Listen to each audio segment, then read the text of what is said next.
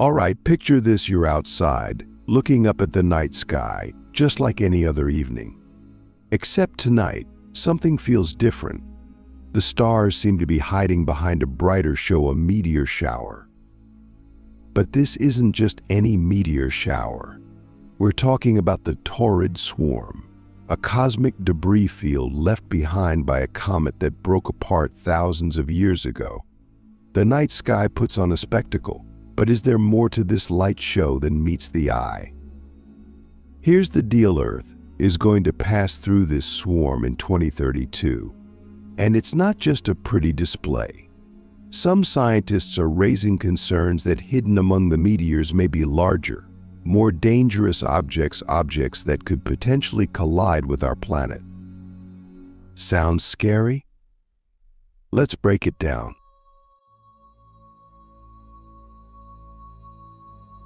First, let's get clear on what the Taurid Swarm actually is. It's not just a random collection of space rocks. This swarm is a result of a comet, most likely Comet Encke, that broke apart thousands of years ago.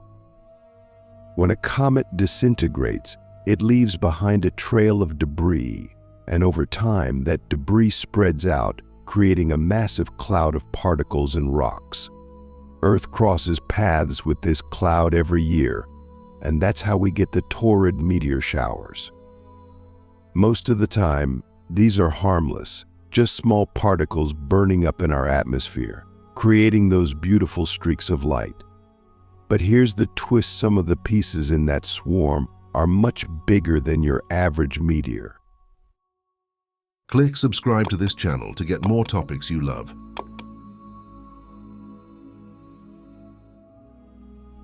Now, let's talk about what makes 2032 special.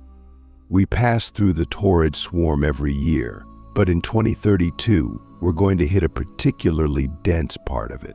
This is the same part of the swarm that Earth passed through in 1908, which just so happens to be when the Tunguska event occurred. If you haven't heard of Tunguska, it was an explosion over Siberia that flattened trees across 800 square miles. The blast was so powerful that it could have leveled a major city. And the crazy part, we still don't know for sure what caused it. Many scientists believe it was a piece of the Taurid Swarm, a large rock or chunk of comet that exploded in the atmosphere before it could hit the ground. So here we are, with Earth about to pass through that same part of the swarm again. And the big question is, could something similar happen? Or worse, could we actually take a direct hit from a large object?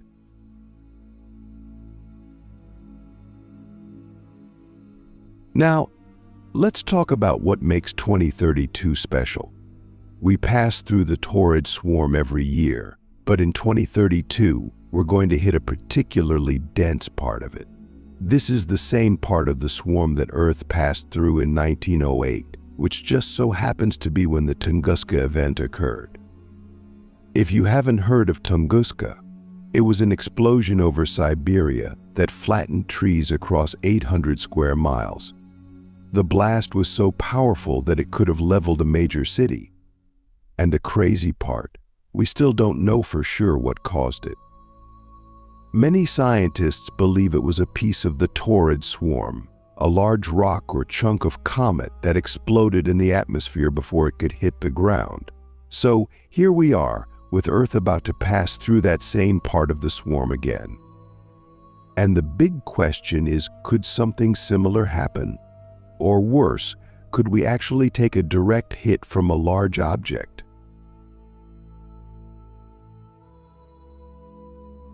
NASA and other space agencies are keeping an eye on the sky, trying to find anything that could pose a threat, but the Taurid Swarm is different from a single asteroid or comet. It's a spread-out cloud of debris, and most of it is small enough to burn up in the atmosphere. But the larger pieces? Those are the wild cards. Now, let's talk about what would happen if one of those larger pieces did hit Earth. We're not talking about a world-ending event, but it could be devastating on a regional scale. A rock the size of the one that caused the Tunguska event could wipe out a city. And if something even larger hit, the damage could be far worse. But here's where it gets interesting. Even if a large object from the Taurid Swarm were on a collision course with Earth, we might not see it coming. Unlike asteroids, which we can track with telescopes and radar, the Taurid Swarm is more unpredictable. The debris is spread out, and many of the objects are too small to detect until they're right on top of us. So what can we do about it? Well, this is where things get a little frustrating. Right now, our best defense is observation. NASA's Near-Earth Object NEO program is constantly scanning the sky for potential threats, but as I mentioned earlier, the Taurid Swarm is a different beast. It's not enough to just track individual objects. We need to understand the whole swarm, and that's a much bigger challenge. Some scientists are calling for more research into the Taurid Swarm specifically, to try and get a better idea of what's out there and what the risks really are. But until then, we're left with some uncertainty. Now, before you start thinking 2032 is going to be a disaster waiting to happen, let's put things in perspective. The chances of a major impact are still incredibly low. Earth has passed through this swarm countless times, and most of the time, nothing happens. The Tunguska event was a rare occurrence, and there's no reason to think that 2032 will be any different. But the fact that we can't rule it out completely is what keeps this on our radar. It's the unknown that makes it interesting and a little bit unsettling. Let's pause for a second and consider something. We live on this planet, going about our daily lives, hardly ever thinking about the fact that we're flying through space at thousands of miles an hour, passing through debris fields like the Taurid Swarm. We're vulnerable, and yet most of us never think about it. The universe is big, chaotic, and full of things that could go wrong, but most of the time they don't. So why does the idea of the Taurid Swarm hitting us in 2032 feel so different? It's because we've been lucky so far. The Tunguska event was over a century ago, and we haven't seen anything like it since. But the truth is, impacts like that have happened throughout Earth's history, and they'll happen again. The question is not if, but when. And that's what makes the Taurid Swarm so intriguing. It's a reminder that even in our modern world, with all our technology and knowledge, we still don't have complete control over what happens in space. We can track, we can prepare, but at the end of the day, we're still just along for the ride. And that brings us back to 2032. Earth is going to pass through the Taurid Swarm again, just like it does every year. But this time we're heading into a denser part of the swarm, and we don't know exactly what's in there. Could we get hit by a large object? Maybe. Is it likely? Probably not. But the fact that we're even asking the question shows how much we still have to learn about our place in the universe. So as we get closer to 2032, keep an eye on the sky. Scientists are going to be watching the Taurid Swarm closely, and who knows, we might learn something new about our cosmic neighborhood. And even if nothing happens, it's a reminder that space is full of surprises, and sometimes those surprises can be closer than we think. Alright, so in the first part we talked about the Taurid Swarm and the possibility that Earth could pass through a particularly dense section of it in 2032. Now, let's get into something even more interesting. What if we could predict exactly what's going to happen?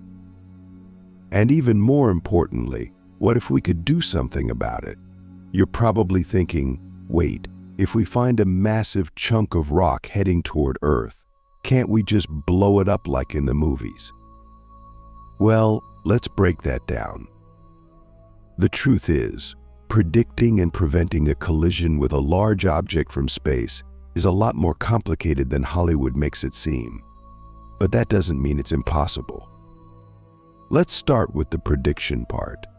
Right now, space agencies around the world, like NASA and the European Space Agency, are keeping an eye on the sky, tracking thousands of near-Earth objects, NEOs.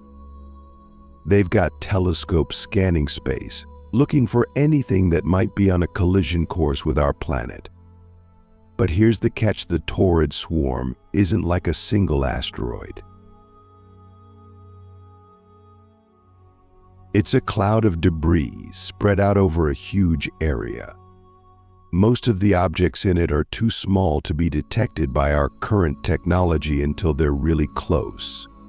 So, while we're pretty good at spotting the big, lone asteroids, something like the Taurid Swarm is much trickier. That's why scientists are calling for more research into this specific swarm.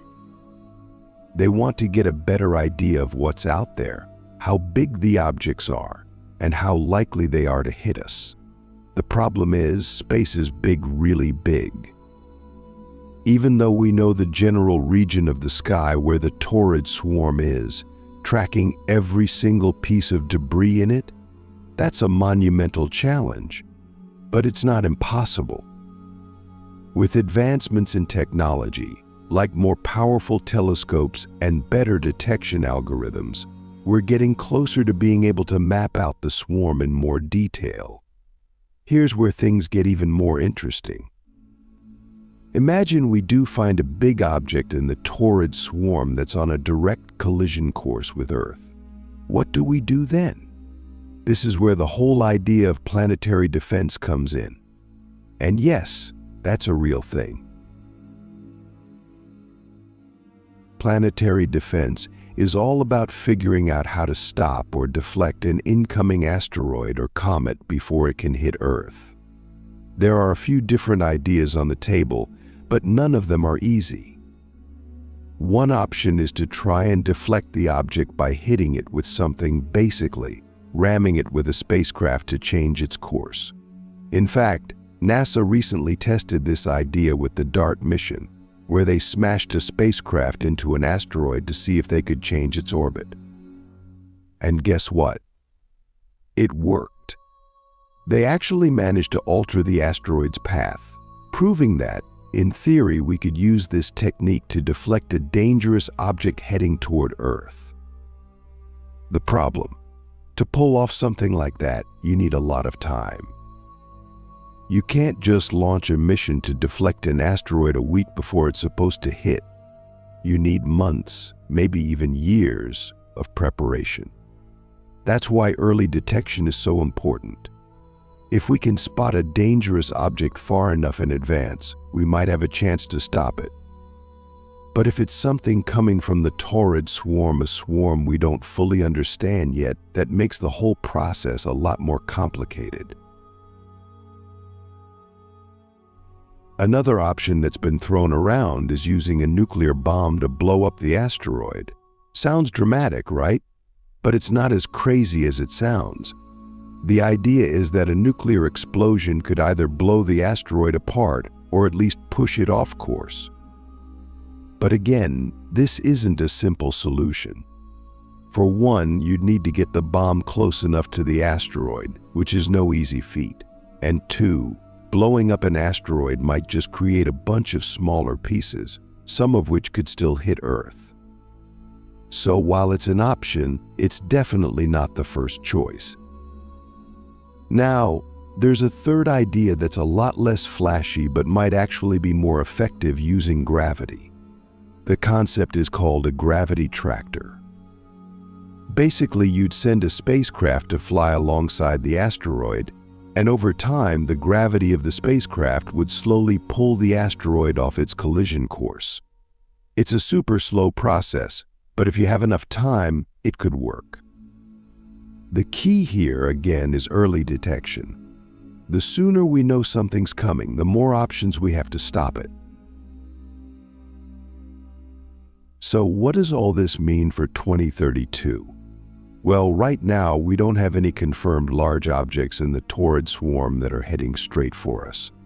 But, like I said earlier, we haven't mapped the entire swarm yet. There could be something out there that we just haven't seen yet.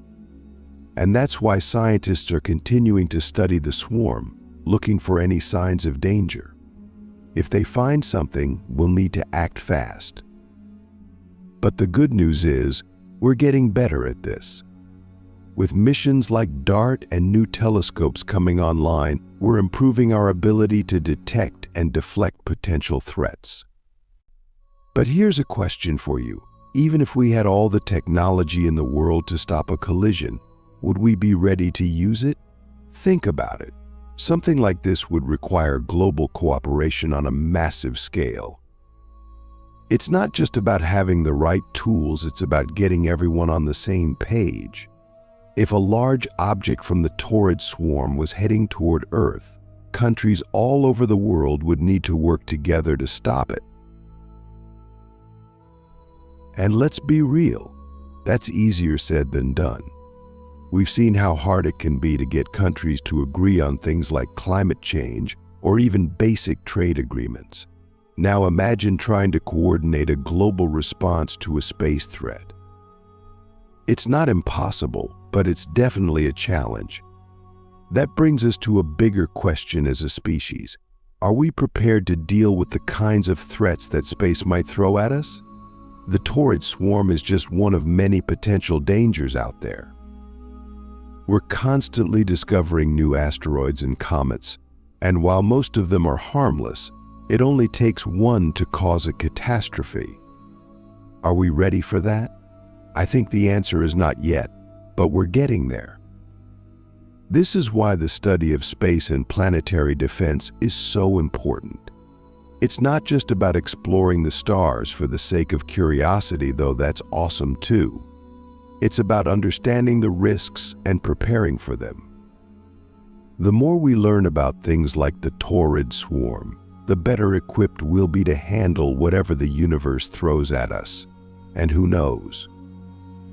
Maybe in the process, we'll make some incredible discoveries about how our solar system works, how comets break apart, and how we can protect our planet from potential threats.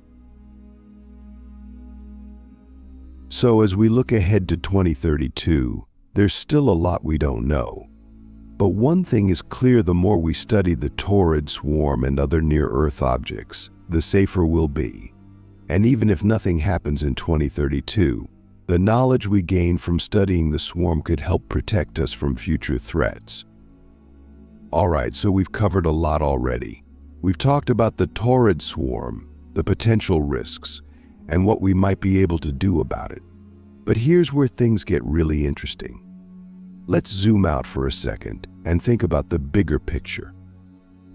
The Taurid Swarm is just one small part of the universe, and even though it could pose a threat in 2032, it's just a reminder of how much we still don't know about the cosmos and how much more there could be out there. So far, we've been lucky. Earth has been hit by space objects before, and most of the time, they've been small enough to not cause global devastation. Tunguska, for example, was a massive explosion, but it happened in a remote part of Siberia. If it had hit a major city, the story would have been very different.